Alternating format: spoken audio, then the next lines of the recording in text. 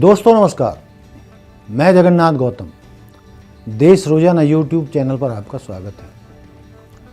दोस्तों, आज मुद्दे की बात में हम चर्चा करेंगे भारतीय जनता पार्टी में एक तरफ तो महिलाओं के सम्मान की बड़ी बड़ी लंबी लंबी डींगें हाँकी जाती हैं। महिलाओं के लिए 33% आरक्षण के लिए संसद का विशेष अधिवेशन बुलाया जाता है। विशेष अधिवेशन बुलाया गया, जो एक तरीके से आपातकाल में ही बुलाया जाता है। लेकिन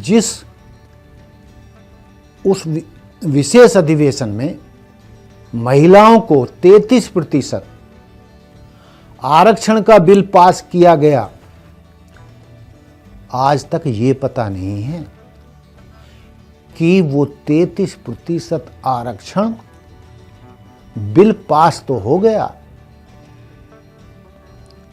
लेकिन उनको मिलेगा कब? मिलेगा भी या नहीं मिलेगा? 5 साल में मिलेगा, 10 साल में मिलेगा, कुछ अता पता नहीं है। तो दोस्तों, जानकार तो मानते हैं कि ये जो महिलाओं के लिए 33%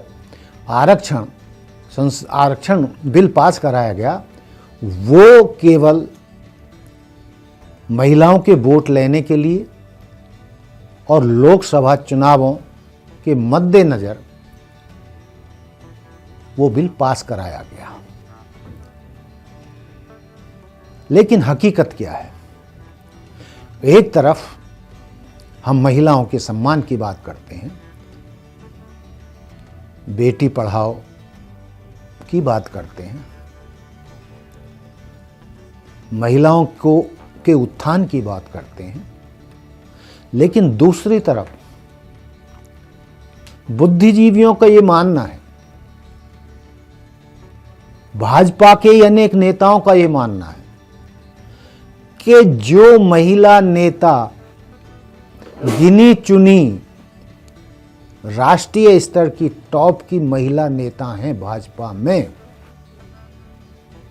उनका तो सम्मान किया नहीं जाता, उनका तो सम्मान हो नहीं रहा है। तो ये कौन से सम्मान की बात हो रही है? ये कौन से आरक्षण की बात हो रही है?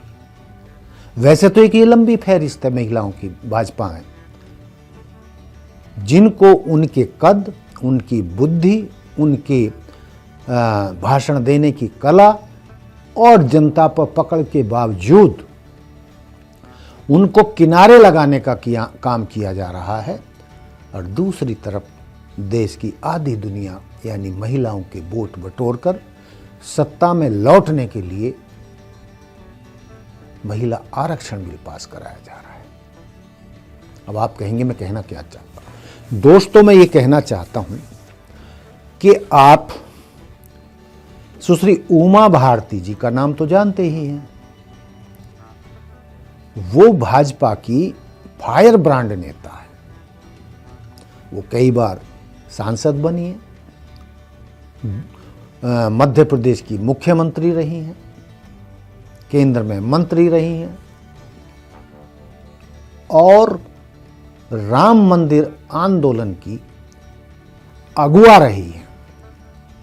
इस आंदोलन को अपने मुकाम तक पहुंचाने में सुश्री उमा भारती का एक बड़ा हाथ है। वो सही हो या गलत हो, वो मुद्दा बहस का अलग मुद्दा है, लेकिन उमा भारती जी का जो राम मंदिर के लिए काम रहा है, आंदोलन में जिस तरीके से उन्होंने बढ़ चढ़कर भाग लिया है, और आज जो हम जिस स्थिति में पहुंचे हैं, राम मंदिर बना है और उसमें प्राण प्रतिष्ठा 22 जनवरी को की जा रही है। लेकिन उमा भारती कहाँ है? उनको कौन पूछ रहा है कि राम मंदिर आंदोलन में उनकी क्या भूमिका थी? दोस्तों, मोदी राज में उमा भारती जी को किनारे लगा दिया गया, ठिकाने लगा दिया गया। आज इतनी बड़ी भाजपा की महिला नेता का, फायर ब्रांड नेता का कोई अता पता नहीं है कि आज वो क्या कर रही हैं, पार्टी में उनकी क्या स्थिति है, कोई नहीं पूछ रहा है। एक नाम मैं और लेना चाहूंगा, सुषमा स्वराज जी। सुषमा स्वराज जी तो हरियाणा की थी, हरियाणा सरकार में भी वो मंत्री बनी, केंद्र सरकार में भी वो मंत्री बनी और दिल्ली की मुख्यमंत्री भी रही। और संभवतः यदि मैं गलती नहीं कर रहा हूं तो संसद में पार्टी की प्रवक्ता भी रही। और वो जब भाषण देती थी पूरे संसद में सन्नाटा छा जाता था। उनकी जो भाषण शैली थी और उसमें आम आदमी की भाषा जो वो बोलती थी, जो टच होता था देहाती भाषा का, हरियाणवी भाषा का या आम आदमी भाषा का, और जिस तरीके से उदाहरण दे देकर अपनी बात को वो समझा करती थी, वो काबिले तारीफ था। लेकिन मोदी सरकार में सुषमा स्वराज को भी ठिकाने लगाया गया। चूंकि उनका कद बहुत बड़ा था, उनको विदेश मंत्री बनाया तो गया,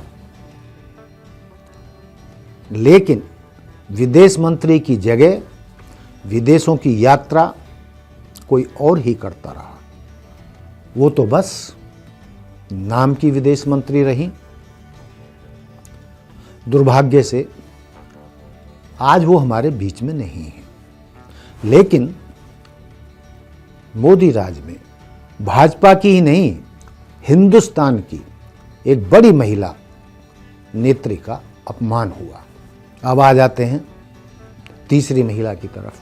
आप देख रहे हैं कि पिछले लगभग 10 सालों में राजस्थान की दो बार मुख्यमंत्री रही वसुंधरा राजे सिंधिया के साथ क्या सलूक हो रहा है। 10 सालों में मोदी राज में जितना अपमान वसुंधरा राजे सिंधिया को झेलना पड़ा है, कदम कदम पर उनको अपमान झेलना पड़ रहा है।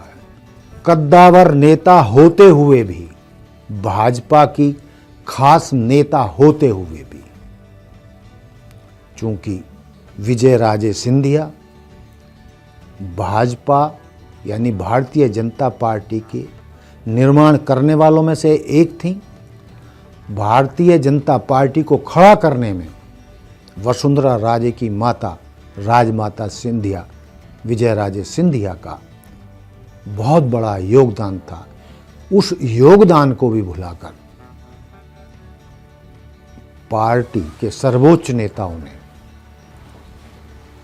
वसुंधरा राजे को अपमानित करने में कोई कसर नहीं छोड़ी। ये सबके सामने है कैसे उनको ठिकाने लगाया गया। तो मैं कहना ये चाह रहा था कि भाजपा की कथनी करनी में अंतर दिखता है। एक तरफ आप राजनीति में महिलाओं को आगे लाने के लिए 33% आरक्षण का बिल पास कर रहे हैं, लेकिन दूसरी तरफ जो उंगलियों पे गिनने लायक राष्ट्रीय स्तर की महिला नेता हैं, उनको खुड्डे लाइन लगाते जा रहे हैं।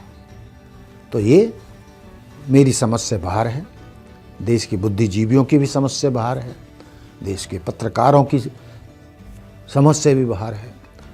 और भाजपा में एक बड़े वर्ग का भी यही मानना है कि इन महिला नेत्रियों के साथ जो हो रहा है वो न्याय प्रिय नहीं है। जो हुआ है या हो रहा है वो अनुचित है और महिलाओं के सम्मान को ठेस पहुंचाने वाला है।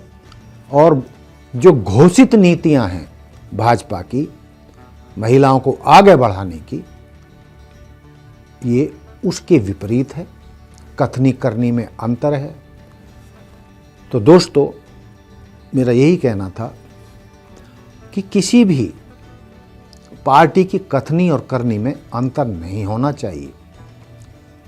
आधी दुनिया के ये सम्मान की बात है।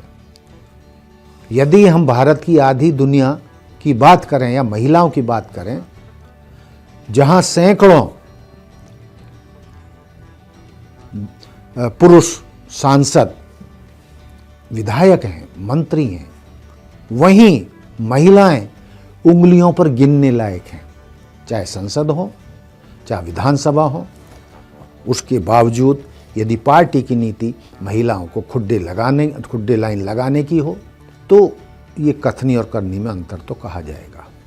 तो दोस्तों, ये था मेरा मुद्दा कि भाजपा की कथनी और करनी में कितना अंतर है और वो महिलाओं के साथ कैसा व्यवहार कर रही है, उनको क्यों ठिकाने लगा रही है, इसके पीछे क्या राज है, ये सोचने का विषय है। तो दोस्तों, ये था मेरा आज का मुद्दा कि भाजपा में महिला नेत्रियों के साथ कैसा सलूक हो रहा है। आपको मेरी बात कैसी लगी, मैं कितना सही हूँ, कितना गलत हूँ, ये आप निर्णय करें। आप मुझे कमेंट्स करके बता सकते हैं।